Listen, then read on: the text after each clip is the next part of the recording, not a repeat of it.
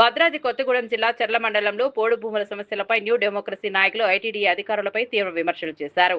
Party నాయకుడు ముసిలి సతీష్ మాట్లాడుతూ 30 ఏళ్లుగా పోడు భూముల్లో సాగు చేస్తూ జీవనం సాగిస్తున్న ఆదివాసీ రైతుల భూములను అటవీశాఖ అధికారులు స్వాధీనం చేసుకునేందుకు ప్రయత్నిస్తున్నారని ఆరోపించారు.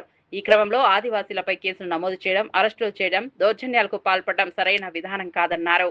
ఇవాళ 20 సంవత్సరాల నుంచి 30 సంవత్సరాల నుంచి సర్వే చేస్తామని చెప్పి ఇప్పటి వరకు సర్వేలు చేయకుండా వీళ్ళకి పట్టాలు రాకుండా ఇవాళ ఫారెస్ట్ అధికారులు వీళ్ళ పైన దాడులు కేసులు పెడతా ఉన్నా కూడా పీఓ గారు మాత్రం కొంచెం కూడా చలనం లేకుండా ఉంటా ఉన్నాడు.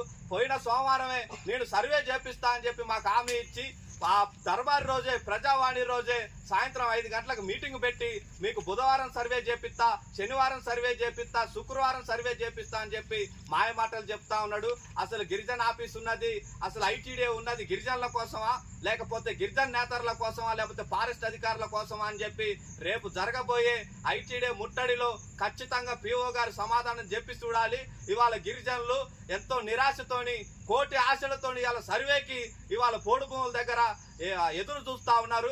ఇవాళ ఏమో మళ్ళీ బట్టి గారు వచ్చారు, ముఖ్యమంత్రి గారు వచ్చారని చెప్పి ఇవాళ మెసేజ్లు పెడుతూ సర్వే క్యాన్సిల్ అయింది కాబట్టి సర్వేకి మేము రావట్లేదని చెప్పి చెప్తా ఉన్నారు.